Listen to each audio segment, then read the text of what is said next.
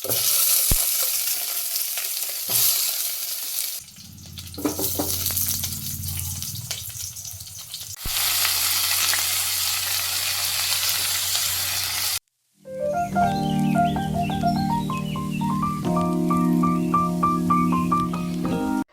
Friends, welcome to Asha Kannada ತೆಲಕ್ಸ್.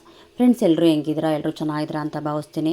Friends, ನಾನು long ವೀಡಿಯೋಗಳನ್ನ ತುಂಬ ಕಡಿಮೆ ಹಾಕಿದ್ದು, 1 ವೀಕ್ ಆಗಿತ್ತು ಹಾಕಿರಲಿಲ್ಲ. ಯಾಕೆಂದರೆ ಮದುವೆ ಫಂಕ್ಷನ್ ಇರೋದ್ರಿಂದ ನಾನು ತುಂಬ ಡಿಲೇ ಮಾಡಿದ್ದೆ. ಇವಾಗ ನನ್ನ ಶುರು ಮಾಡ್ತೀನಿ. ಶಾರ್ಟ್ಸ್ಗಳು ಆಗ್ತಾಯಿದ್ದೆ, ಬಟ್ ಲಾಂಗ್ ವೀಡಿಯೋಗಳು ತುಂಬ ಕಡಿಮೆ ಮಾಡಿದ್ದೆ. ಸೊ ಇವತ್ತೊಂದು ಬ್ಯೂಟಿಫುಲ್ ವೀಡಿಯೋ ಜೊತೆ ನಾನು ನಿಮ್ಮ ಜೊತೆ ಬಂದಿದ್ದೀನಿ. ಇದು ಒಂಥರ ಎಲ್ರಿಗೂ ಆರೋಗ್ಯಕ್ಕೆ ಒಳ್ಳೆ ಬೆನಿಫಿಟ್ ಇರೋ ಅಂಥ ಒಂದು ಸೊಪ್ಪಿನ ಸಾಂಬಾರು ತೋರಿಸ್ತಾ ಇದ್ದೀನಿ ಇವತ್ತು. ಇದು ನುಗ್ಗೆ ಸೊಪ್ಪಿನ ಸಾಂಬಾರು. ನುಗ್ಗೆ ಸೊಪ್ಪು ಅಂದರೆ ಯಾರಿಗೆ ಗೊತ್ತಿಲ್ಲ ಹೇಳಿ? ಪ್ರತಿಯೊಬ್ಬರಿಗೂ ಗೊತ್ತಿರುತ್ತೆ. ಇದರ ಅಡ್ವಾಂಟೇಜ್ ಅಂತೂ ತಿಳಿದವ್ರಿಗೆ ಒಳ್ಳೆ ಬೆನಿಫಿಟ್ ಇರೋ ಅಂಥ ಒಂದು ಸೊಪ್ಪು. ಇದು ಅಡ್ವಾಂಟೇಜ್ ಏನು, ಹಾಗೆ ಸ್ವಲ್ಪ ಮಟ್ಟಿಗೆ ನನಗೆ ತಿಳಿದ ಮಟ್ಟಿಗೆ ಶೇರ್ ಮಾಡ್ತೀನಿ. ಹಾಗೆ ಇರೋ ಸಾಂಬಾರು ಹೇಗೆ ಮಾಡೋದು ಅಂತ ನಾನು ನಿಮ್ಮ ಜೊತೆ ಶೇರ್ ಮಾಡ್ಕೊಳ್ತೀನಿ. ಗೈಸ್, ಬನ್ನಿ ಇದು ಯಾವ ಥರ ಮಾಡೋದು ಅಂತ ಹೇಳ್ಕೊಡ್ತೀನಿ. ಫಸ್ಟು ಈ ಥರ ನೀಟಾಗಿ ಎಲೆಗಳನ್ನ ಬಿಡಿಸಿಟ್ಕೊಳ್ಳಿ. ಅಂದರೆ ಕಡ್ಡಿ ಇರಬಾರ್ದು. ಕಡ್ಡಿ ಇದ್ದರೆ ಸ್ವಲ್ಪ ಕಹಿ ಬರುತ್ತೆ. ಆದಷ್ಟು ಸೊಪ್ಪು ಸ್ವಲ್ಪ ಕಹಿ ಇರೋದ್ರಿಂದ ಕಹಿ ಬರುತ್ತೆ ಅನ್ನೋದಕ್ಕೋಸ್ಕರ ಕಡ್ಡಿನ ಆದಷ್ಟು ತೆಗಿಬೇಕು. ಈ ಥರ ಇನ್ನೂ ಸ್ವಲ್ಪ ತೆಗೆದು ನಡೆಯುತ್ತೆ. ಬಟ್ ನಾನು ತೊಗೊಂಡು ಬಂದಿರೋ ಸೊಪ್ಪು ಸ್ವಲ್ಪ ಎಳೆದಿತ್ತು. ಸೊ ಹಾಗಾಗಿ ಸ್ವಲ್ಪ ಕಡ್ಡಿ ಇರಲಿ ಅಂತ ಹಾಕಿದ್ದೀನಿ. ಸೊಪ್ಪು ಬಲ್ತಿದ್ರೆ ನೀಟಾಗಿ ಕಡ್ಡಿ ಎಲ್ಲ ನೀಟಾಗಿ ಬಿಡಿಸ್ಕೊಳ್ಳಿ. ಗೈಸ್, ಈಗ ನೀಟಾಗಿ ತೊಳೆದಿಟ್ಕೊಬೇಕು. ತೊಳೆದು ಒಂದು ಕಡೆ ಅದನ್ನು ಇಟ್ಕೊಬೇಕು. ಆದಷ್ಟು ನೀಟಾಗಿ ಸ್ವಲ್ಪ ಅದು ಎಲೆ ಮೇಲೆ ಸ್ವಲ್ಪ ಅಲ್ಲಲ್ಲೇ ಚಿಕ್ಕದು ಗ್ರೀನ್ ಹುಳಗಳಿರುತ್ತೆ, ಅದಷ್ಟು ನೋಡಿ ಇದನ್ನು ಸೊಪ್ಪನ್ನು ನೀಟಾಗಿ ತೊಳೆದಿಟ್ಕೊಳ್ಳಿ. ಹಾಗೆ ಸ್ವಲ್ಪ ನೀಟಾಗಿ ಸಣ್ಣದಾಗಿ ಹೆಚ್ಚಿಟ್ಕೊಳ್ಳೋಣ. ನೋಡ್ತಾ ಇದ್ದಾರಲ್ಲ, ಇಷ್ಟು ಮಟ್ಟಿಗೆ ಸಾಕು ಹೆಚ್ಚೋದು. ಗೈಸ್, ಈ ಸೊಪ್ಪಿಂದ ಭಾಳಷ್ಟು ಅಡ್ವಾಂಟೇಜ್ ಇದೆ. ಅದರಲ್ಲೂ ಎಸ್ಪೆಷಲಿ ಶುಗರ್ ಇರೋರಿಗೆ ಒಂದು ನಿಜವಾಗ್ಲೂ ಇದು ಮನೆ ಮದ್ದು ಅಂತಲೇ ಹೇಳ್ಬೋದು. ಒಂದು 90% ಇದನ್ನು ತಿಂದು ಹೆಲ್ತನ್ನ ಇದ್ದಾರೆ ಶುಗರ್, ಅದರಲ್ಲೂ ಎಸ್ಪೆಷಲಿ ಶುಗರಲ್ಲಿ. ಗೈಸ್, ಈ ಒಂದು ಪಾತ್ರೆಗೆ ನೀರು ಹಾಕಿ ಈ ಥರ ಒಂದು 10 ಮಿನಿಟ್ಸು ಅಥವಾ 15 ಮಿನಿಟ್ಸು ಬೇಯಿಸ್ಕೊಬೇಕು. ಇದಕ್ಕೆ ಕೆಲವರು ಬೇಳೆಗಳು ಹಾಕ್ತಾರೆ, ಹೆಸ್ರು ಕಾಳು ಹಾಕ್ತಾರೆ. ಸೊ ನಾನು ಯಾವುದೇ ರೀತಿ ಬೇಳೆ ಸೇರಿಸ್ತಿಲ್ಲ, ಜಸ್ಟ್ ಸೊಪ್ಪಲ್ಲೇ ಮಾಡ್ತಾ ಇರೋದು. ತುಂಬ ಚೆನ್ನಾಗಿರುತ್ತೆ ಹಾಗೆ ಮಾಡಿದ್ರೂ ಕೂಡ. ಈಗ ಒಂದು 10 ಮಿನಿಟ್ಸು ಬೇಯಿಸ್ಕೊಳ್ಳೋಣ. ಗೈಸ್, ಇದರಲ್ಲಿ ನುಗ್ಗೆ ಸೊಪ್ಪಲ್ಲಿ ವಿಟಮಿನ್ ಎ, ವಿಟಮಿನ್ ಸಿ, ಹಾಗೆ ವಿಟಮಿನ್ ಬಿ ಇಷ್ಟು ಅಂಶನೂ ಇದೆ. ಈ ಒಂದು 3 ಗುಣ, ಹಾಗೆ ಕ್ಯಾಲ್ಶಿಯಂ ಅಂಶ, ಭಾಳಷ್ಟು ವಿಟಮಿನ್ಸ್ ಇರೋ ಅಂಥ ಸೊಪ್ಪಿದು. ಎಲ್ಲ ಸೊಪ್ಪುಗಳಲ್ಲೂ ಅತಿ ಹೆಚ್ಚು ಪ್ರೋಟೀನ್ಸ್ ಹೊಂದಿರೋ ಅಂಥ ಸೊಪ್ಪಿದು. ಇದು ಪ್ರಾಚೀನ ಕಾಲದಿಂದಲೂ ಇರೋ ಅಂಥ ಸೊಪ್ಪಂತೆ. ಸೊ ನಾನು ಗೂಗಲಲ್ಲಿ ಸರ್ಚ್ ಮಾಡಿದಾಗ ನನಗೆ ತಿಳಿದು ಬಂದಿರೋದು, ಈಗ ಯಾರೋ ಮಧ್ಯದಲ್ಲಿ ಕಂಡುಹಿಡ್ದಿರೋ ಅಂಥ ಸೊಪ್ಪಲ್ಲ ಇದು. ಪ್ರಾಚೀನ ಕಾಲದಿಂದಲೂ ಇದನ್ನು ಆಯುರ್ವೇದಿಕ್ ಔಷಧಿಗಳಲ್ಲಿ ಹೆಚ್ಚಾಗಿ ಬಳಸ್ತಿದ್ರಂತೆ ಇದನ್ನು. ಸೊ ನನಗೆ ತಿಳಿದ ಮಟ್ಟಿಗೆ ನಾನು ನಿಮಗೆ ಇದನ್ನು ಯಾವ ಥರ ಸಾಂಬಾರು ಮಾಡೋದು ಅಂತ ಹೇಳ್ಕೊಡ್ತಾ ಇದ್ದೀನಿ.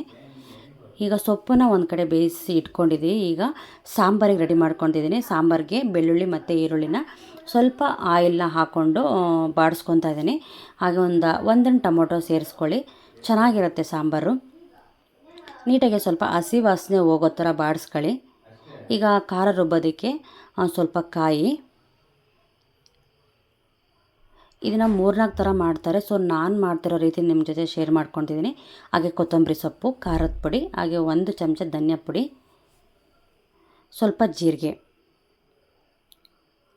ಹಾಗೆ ನಾವು ಬಾಡಿಸಿಟ್ಕೊಂಡಿರೋ ಅಂಥ ಟೊಮ್ಯಾಟೊ, ಬೆಳ್ಳುಳ್ಳಿ ಮತ್ತು ಈರುಳ್ಳಿನ ಇದಕ್ಕೆ ಸೇರಿಸ್ಕೊಳ್ಳೋಣ. ಹಾಗೆ ನಾವು ಬೇಯಿಸಿ ಇಟ್ಕೊಂಡಿರೋ ಅಂಥ ಸೊಪ್ಪನ್ನು, ನುಗ್ಗೆ ಸೊಪ್ಪನ್ನು ಇದಕ್ಕೆ ಸೇರಿಸ್ಕೊತಾ ಇದ್ದೀವಿ. ಗೈಸ್, ಯಾವುದೇ ಕಾರಣಕ್ಕೂ ನುಗ್ಗೆ ಸೊಪ್ಪನ್ನು ಇಟ್ಕೊಂಡಿರೋ ರಸನ ವೇಸ್ಟ್ ಮಾಡಬೇಡಿ. ಅದರಲ್ಲೇ ಮುಖ್ಯವಾಗಿರೋ ಅಂಥ ಪ್ರೋಟೀನ್ಸು. ಈಗ ಖಾರ ರುಬ್ಕೊತಾ ಇದ್ದೀನಿ. ಗೈಸ್, ನಿಜವಾಗ್ಲೂ ರಸದಲ್ಲಿ ನಾವು ನುಗ್ಗೆ ಸೊಪ್ಪನ್ನು ಬೇಯಿಸ್ಕೊಂಡು ಸಪ್ರೇಟ್ ಮಾಡಿ ರಸನ ಒಂದು ಕಡೆ ಇಟ್ಕೊಂಡಿರ್ತೀವಿ. ಆ ರಸದಿಂದ ಎಷ್ಟೊಂದು ಅಡ್ವಾಂಟೇಜ್ ಇದೆ ಅಂತಂದರೆ, ನಮ್ಮ ಒಂದು ಡಯೆಟ್ಗೆ ಭಾಳ ಬೆನಿಫಿಟ್ ಇರೋವಂಥ ರಸ ಅದು. ನೀವು ಡೈಲಿ ರಸನ 1 ಚುಟುಕಿ ಜೀರಿಗೆ, 1 ಚುಟುಕಿ ಪೆಪ್ಪರ್ ಪೌಡ್ರನ್ನ ಹಾಕ್ಕೊಂಡು ಖಾಲಿ ಹೊಟ್ಟೆಯಲ್ಲಿ ನಾವು ಅದನ್ನು ಸೇವಿಸ್ತಾ ಹೋದರೆ ನಮ್ಮಲ್ಲಿರೋಂಥ ಬ್ಯಾಡ್ ಕೊಲೆಸ್ಟ್ರಾಲು 90% ರಿಡ್ಯೂಸ್ ಆಗುತ್ತೆ. ಇದು ಅನುಭವ ಆಗಿರೋದನ್ನು ಶೇರ್ ಮಾಡ್ತಿರೋದು. ಭಾಳಷ್ಟು ಬ್ಯಾಡ್ ಕೊಲೆಸ್ಟ್ರಾಲ್ನ ರಿಮೂವ್ ಮಾಡುತ್ತೆ ಈ ನುಗ್ಗೆ ಸೊಪ್ಪಿನ ರಸ. ಈಗ ಒಗ್ಗರಣೆ ಹಾಕಾಯಿತು. ಒಗ್ಗರಣೆಗೆ ನಾನು ಈರುಳ್ಳಿ, ಬೆಳ್ಳುಳ್ಳಿ, ಕರಿಬೇವಿನ ಸೊಪ್ಪು ಹಾಗೆ ಸಾಸಿವೆ ಕಾಳು ಹಾಕಿ ನಾವು ರುಬ್ಬಿರೋ ಅಂಥ ಖಾರನ ಈಗ ಒಗ್ಗರಣೆ ಹಾಕ್ಕೊಂಡಿದ್ದೀನಿ.